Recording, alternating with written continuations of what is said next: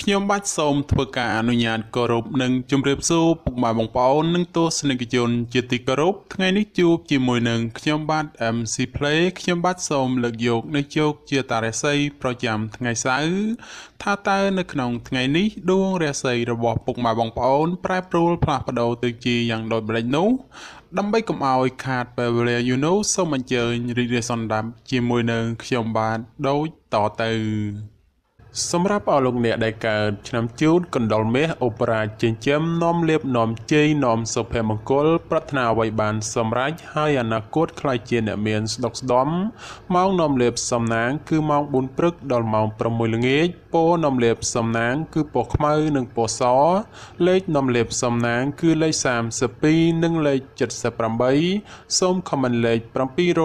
799យកលៀបសម្បត្តិទេវតាទ្រព្យមានបារមីស័ក្តិសិទ្ធិណាស់ចេញភ្លាមទំនេរទាយឆត់បំផុតសម្រាប់អស់លោកអ្នកដែលកើតឆ្នាំជូតនៅថ្ងៃនេះបើលោកអ្នកធ្វើអ្វីកុំរងចាំយូរពេកពីព្រោះថាផលជាផ្លែផ្កាតែងតែហុចមកវិញជានិច្ចសម្រាប់អ្នកប្រកបមុខរបររកស៊ីជួញដូររាសីងើបឡើងខ្ពស់ដូចនេះទោះជួញទីចិត្តឆ្ងាយលោកអ្នកអាចសម្រេចផលល្អចូលមកបានក្រាន់បំពេញបំពង់ផងដែរសម្រាប់ការធ្វើដំណើរទីចិត្តឆ្ងាយមានភាពសក្តិសមទាំងពេលទៅនិងពេលត្រឡប់មកវិញរីឯបញ្ហាសម្ព័ន្ធស្នេហាកំឡោះក្រមុំមានការស្មុគស្មាញក្តីបើលោកអ្នកធ្វើការដោះស្រាយតែងតែជួបសេចក្តីសម្រេចជានិច្ចសម្រាប់អស់លោកអ្នកដែលកើតឆ្នាំឆ្លូវកូននាំលៀបនាំជីនាំសុភមង្គលប្រាថ្នាអ្វីបានសម្រេចហើយអនាគតខ្លាយជាអ្នកមានទ្រព្យស្ដុកស្ដំម៉ោងនាំលៀបសំណាងគឺម៉ោង6ព្រឹកដល់ម៉ោង8យប់ពណ៌នាំលៀបសំណាងគឺពណ៌សនិងពណ៌ក្រហមលេខនាំលៀបសំណាងគឺលេខ21និងលេខ54សូមខមមិនលេខ555យកលៀបសម្បត្តិទេវតាទ្រព្យមានបារមីស័ក្តិសិទ្ធិណាស់ចេញភ្លាមទំនេរទាយឆត់បំផុតនិងមានសំណាងល្អប្រទានសម្បត្តិមហាសិទ្ធិមានលៀបមានជ័យមានលុយចូលហោហៀចំពោះឆ្នាំឆ្លូវនៅថ្ងៃនេះយអូនរបស់អស់លោកអ្នកមិនគប់ប្រសាទេចូលមានការប្រយ័ត្នប្រយែងអារម្មណ៍មួម៉ៅក្តៅក្រហាយមិនដឹងមុខក្រោយនាំឲ្យកើតរឿងតូចคล้ายជារឿងធំណាមួយគេចោមរំស្អប់បង្កជាឥទ្ធិពលអាក្រក់រោគនឹកស្មានមិនដល់ក្រៅពីនេះបើមានការប្រកបកិច្ចការងារលោកអ្នកអាចជួបរឿងរ៉ាវចំនួនកាត់ឡើងដូច្នោះក៏បីមានការប្រុងប្រយ័ត្នប្រយែងបើមិនដូច្នោះទេចូលធ្វើគោធ្វើថ្លង់ខ្លះទៅប្រសើរសម្រាប់អ្នកប្រកបមុខរបររកស៊ីជួញដូរទីចិត្តឆ្ងាយលៀបតូចធំច្រើនបាល់ហួសឬក៏ហោះរំលងពេលនេះអាចឆោងចាប់បានខ្លះវិញហើយរីឯសេចក្តីស្នេហាប្រុសស្រីមានការច្រណែននិងមើលផ្លូវអាក្រក់ចំពោះគ្នាច្រើនសម្រាប់អស់លោកអ្នកដែលកើតឆ្នាំខាលខ្លាមន្ត្រីចិញ្ចឹមមានប្រាជ្ញាឆ្លាតវៃមានគំនិតភ្លឺថ្លាហើយអនាគតខ្លាយជាអ្នកមានអំណាចនិងទ្រព្យស្ដុកស្ដំម៉ោងនាំលេបសំណាងគឺម៉ោង5ព្រឹកដល់ម៉ោង8យប់ពណ៌នាំលៀបសំណាងគឺពណ៌សនិងពណ៌ស្វាយលេខនាំលៀបសំណាងគឺលេខ59និងលេខ69សូមខមមិនលេខ222យកលៀបសម្បត្តិទេវតាទ្រព្យមានបារមីស័ក្តិសិទ្ធិណាស់ចេញភ្លាមទំនេរទាយឆត់បំផុតនិងមានសំណាងល្អនិងប្រទានសម្បត្តិមហាសិទ្ធិមានលៀបមានជ័យមានលុយចូលហោហៀចំពោះឆ្នាំខាលនៅថ្ងៃនេះការប្រកបការងារឃើញថាមានការជឿនលឿនទៅមុខយឺនហើយជាពិសេសមានបញ្ហាប្រតឹងប្រទើសជាមួយអ្នកដទៃថែមទៀតចំពោះអ្នកប្រកបមុខរបររកស៊ីជួញដូរវិញលោកអ្នកត្រូវតែចេះសន្សំទ្រព្យល្អិតល្អោចឡើងទៅកុំខំប្រមូលតែទ្រព្យធំព្រោះថ្ងៃនេះសម្បូរតែទ្រព្យល្អិតល្អោចប៉ុណ្ណោះសម្រាប់ការធ្វើដំណើរទីចិត្តឆ្ងាយកុំកប់បីសេពគប់លបែងស្រីស្រាព្រោះនាំភាពទុកសោកមកវិញតែប៉ុណ្ណោះរីឯបញ្ហាគូគ្រងប្តីប្រពន្ធឬគូស្នេហ៍កំឡោះក្រមុំមានដំណើរការថយក្រោយនិងប្រឆាំងគ្នាច្រើនសម្រាប់អស់លោកអ្នកដែលកើតឆ្នាំថោះទុនសាយមាសមានបារមីដៃជះមានអំណាចមានមនុស្សជួយជ្រោមជ្រែងការងារតូចធំដើម្បីឲ្យអនាគតខ្លាយជាអ្នកមានទ្រព្យសម្បត្តិស្ដុកស្ដំម៉ោងនាំលេបសំណាងគឺម៉ោង5ព្រឹកដល់ម៉ោង9យប់ព ពណ៌នំលាបសំណាងគឺពណ៌ប្រផេះនិងពណ៌លឿងលេខនំលាបសំណាងគឺលេខ22និងលេខ43សូមខមមិនលេខ888យកលេបសម្បត្តិមហាសិទ្ធិមានបារមីស័ក្តិសិទ្ធិណាស់សេចេញភ្លាមទំនាយទាយឆុតបំផុតនិងមានសំណាងល្អនិងប្រទានសម្បត្តិមហាសិទ្ធិមានលៀបមានជ័យមានលុយចូលហោហៀចំពោះឆ្នាំថោះនៅថ្ងៃនេះការប្រកបការងារមានការជឿនលឿនទៅមុខច្រើនផ្នែកក្នុងនេះមិនថារឿងការងារប្រកាសឬរឿងផ្ទាល់ខ្លួននោះឡើយសម្រាប់អ្នកប្រកបមុខរបររកស៊ីជួញដូរវិញមានភាពរលូនល្អទៅមុខនិងការរកប្រាក់កម្រៃទៀតសោតក៏ក្រាន់បើជាងមុនផងសម្រាប់ការធ្វើដំណើរទីជិតឆ្ងាយមានភាពសុខដុមទាំងពេលទៅនិងពេលត្រឡប់មកវិញរីឯបញ្ហាស្នេហាកំឡោះក្រមុំឬមេម៉ាយពោះម៉ាយក្តីជួបរឿងការយល់ខុសនិងភាពប្រចែកប្រច័ណ្ឌកំពុងចូលលោកលុយច្រើនដូចនេះត្រូវកាត់បន្ថយការបង្កចំនួនវិវាទចេញពីខ្លួនខ្លះទៅប្រសើរសម្រាប់អស់លោកអ្នកដែលកើតឆ្នាំរោងពោះអ្នកក្រេតមន្ត្រីចិញ្ចឹមធ្វើកិច្ចការងារអ្វីមួយតែងតែមានគំនិតជ្រះថ្លាប្រាថ្នាអ្វីបានសម្រេចធ្វើការតូចធំតែងតែមានអ្នកគ្រប់គ្រងទំនុកបំរុងសពគ្រប់បែបយ៉ាង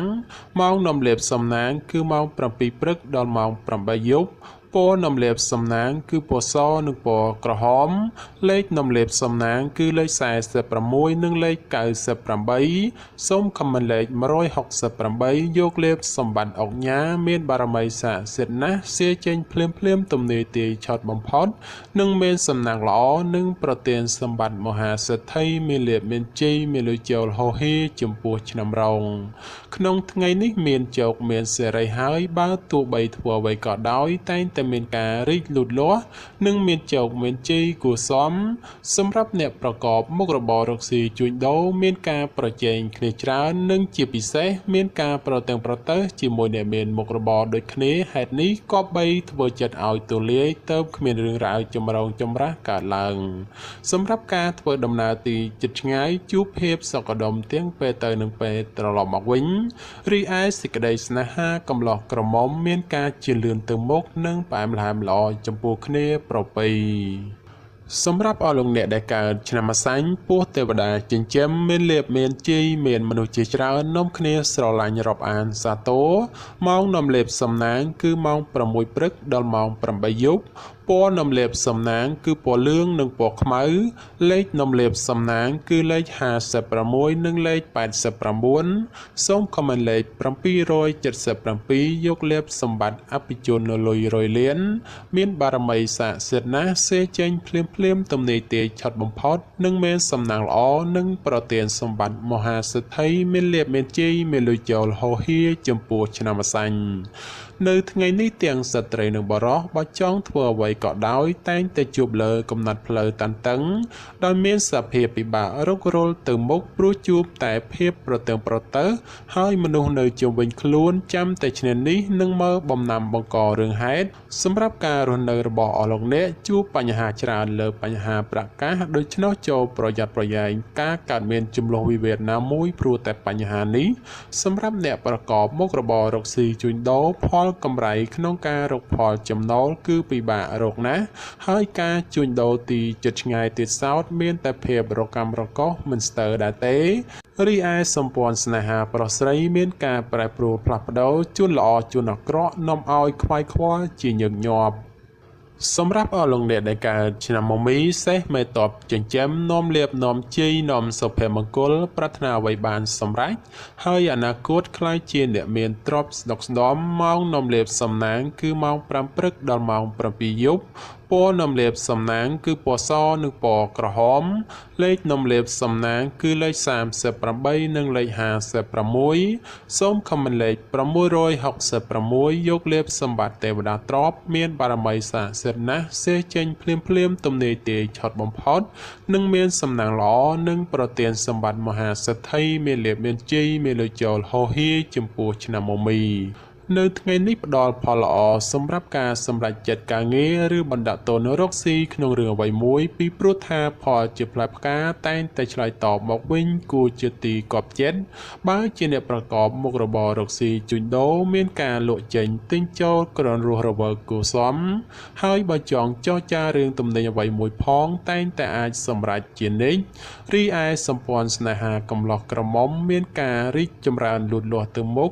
និងបើចង់ផ្សំផ្គុំគ្រួសារផងជាឱកាសល្អប្រពៃបំផុតសម្រាប់អស់លោកអ្នកដែលកើតឆ្នាំមមែពពែមេមានបារមីដែលជាឈ្នះអស់មេសត្រូវប្រាថ្នាអ្វីបានសម្រេចហើយអនាគតខ្លាយជាសេដ្ឋីគេហបតីឬក៏អ្នកមានជនខ្ពស់ម៉ោងនាំលេបសំណាងគឺម៉ោង6ព្រឹកដល់ម៉ោង7យប់ពណ៌នំលេបសំណាងគឺពណ៌ស្វាយនិងពណ៌លឿងលេខនំលេបសំណាងគឺលេខ69និង89សូមខមមិនលេខ789យកលេបសម្បត្តិអ្នកមានជាន់ខ្ពស់មានបារមីស័ក្តិសិទ្ធិណាស់សៀចេញភ្លាមទំនាយទាយឆត់បំផុតនិងមានសំណាងល្អនិងប្រទានសម្បត្តិមហាសេដ្ឋីមានលុយរយលានសម្រាប់អស់លោកអ្នកដែលកើតឆ្នាំមមែនៅថ្ងៃនេះលោកអ្នកទទួលបាននៅភាពកក់ក្ដៅខ្លះត្រជាក់ខ្លះហើយការបំពេញការងារអ្វីមិនសូវជារលូនល្អប៉ុន្មានទេព្រោះមានបញ្ហារកម្មចិត្តខ្លះយាយីសម្រាប់អ្នកប្រកបមុខរបររកស៊ីជួញដូរក្នុងថ្ងៃនេះវិញបើលោកអ្នកចង់បោះទុនតូចធំឬក៏ចង់រកស៊ីចូលហ៊ុនជាមួយអ្នកដទៃត្រូវតែចេះត្រួតពិនិត្យឲ្យបានគ្រប់ជ្រុងជ្រោយបើពុំនោះទេនឹងអាចជួបផលអាក្រក់ណាមួយនៅថ្ងៃខាងមុខជាមិនខានរីឯសម្ព័ន្ធស្នេហាកំឡោះក្រមុំមានភាពផុយស្រួយចំនួនវិវាទណាស់ក៏បីមានការប្រុងប្រយ័ត្នប្រយែងបន្តិចទៅប្រសើរសម្រាប់អស់លោកអ្នកដែលកើតឆ្នាំវោកស្វាមន្ត្រីចិញ្ចឹមនាំលេបនាំជ័យនាំសុភមង្គលប្រាថ្នាអ្វីបានសម្រេចហើយអនាគតខ្លាយជាអ្នកមានស្នុកស្ដំម៉ោងនាំលេបសំណាងគឺម៉ោង6ព្រឹកដល់ម៉ោង8យប់ពណ៌នំលេបសំណាងគឺពណ៌ក្រហមនិងពណ៌សលេខនំលេបសំណាងគឺលេខ42និងលេខ68សូមខមមិនលេខ777យកលេបសម្បត្តិមហាសំពៅលួងមានបារមីស័ក្តិសិទ្ធិណាស់សៀចេញភ្លាមទំនាយទាយឆត់បំផុតនិងមានសំណាងល្អនិងប្រទានសម្បត្តិមហាសេដ្ឋីមានលៀបមានជ័យមានលុយចូលហោហេសម្រាប់ឆ្នាំវោក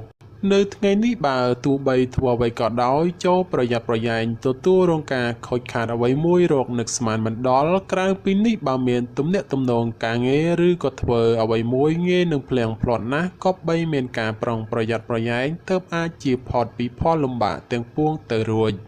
សម្រាប់ការធ្វើដំណើរទីជិតឆ្ងាយចូលប្រយ័ត្នប្រយែងក្រុមមនុស្សបៀតបៀនយាយីដោយប្រការណាមួយរីឯសេចក្តីស្នេហាប្រស្រីមានដំណើរការថយក្រោយចូលប្រយ័ត្នប្រយែងជំលោះវិវាទឈានដល់ការបែកបាក់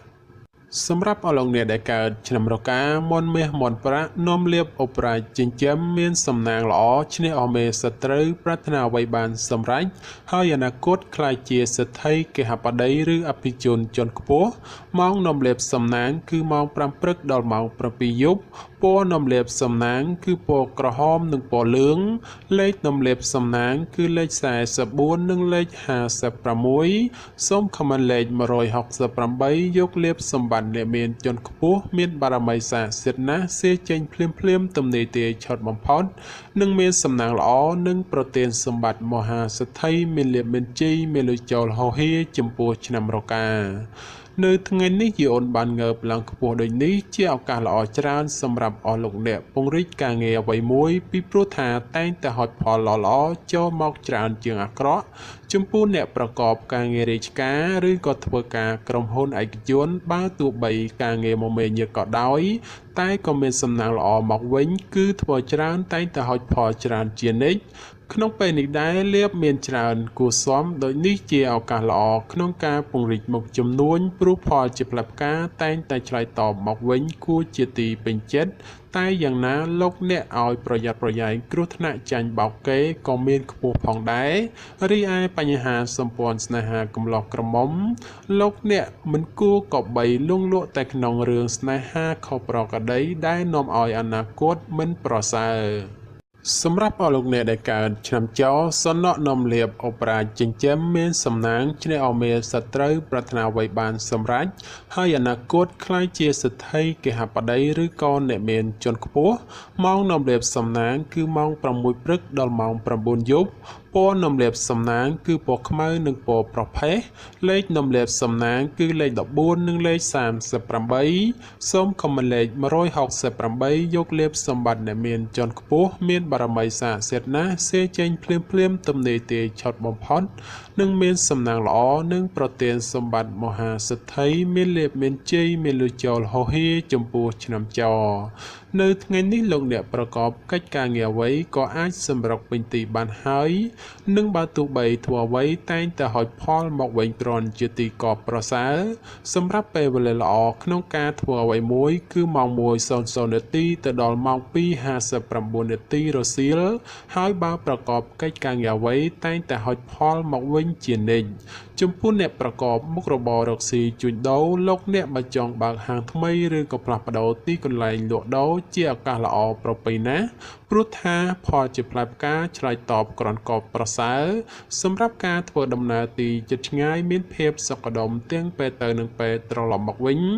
រីឯសេចក្តីស្នេហាកំឡោះក្រមុំឬមេម៉ាយពោះម៉ាយក្តីបើមានរៀបអាពាហ៍ពិពាហ៍ឬចូលស្តីដណ្ដឹងតែងតែសម្រេចដូចគប់បំណងសម្រាប់អស់លោកអ្នកដែលកើតឆ្នាំកុរជ្រូកនាំលៀបនាំជ័យនាំសុភមង្គលប្រាថ្នាអ្វីបានសម្រេចហើយអនាគតខ្លាយជាអ្នកមានទ្រព្យសម្បត្តិស្ដុកស្ដម្ភម៉ោងនាំលៀបសំណាងគឺម៉ោង5ព្រឹកដល់ម៉ោង8ល្ងាចពណ៌នំលៀបសំណាងគឺពណ៌សនិងពណ៌លឿងលេខនំលៀបសំណាងគឺលេខ69និងលេខ89សូមខមមិនលេខ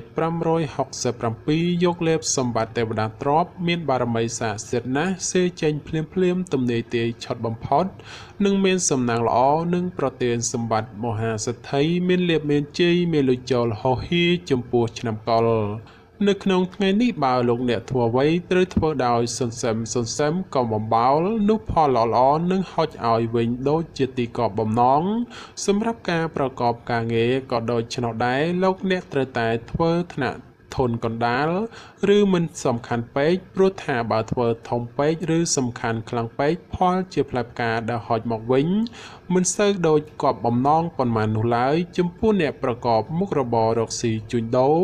លោកអ្នកឲ្យប្រយ័ត្នប្រយែងជន់ខិលខូចតាមលួចបន្លំឬបង្ករឿងហេតុដោយប្រការណាមួយរីឯសេចក្តីស្នេហាប្រុសស្រីមានការខ្វាយខ្វល់ព្រោះតែការប្រឆាំងគ្នាមានច្រើនជាងសពមួយដងបាទចំពោះជោគជាតារាសីប្រចាំឆ្នាំទាំង12ខ្ញុំបាទក៏សូមបញ្ចប់ត្រឹមតែប៉ុណ្ណេះជាចុងក្រោយប្រសិនបើមានពាក្យលើសលួសខ្វះខាតត្រង់ប្រការណាមួយសូមពុកម៉ែបងប្អូនជួយអធ្យាស្រ័យដល់រូបខ្ញុំបាទផងហើយខ្ញុំបាទក៏សូមអរគុណនិងសូមជម្រាបលា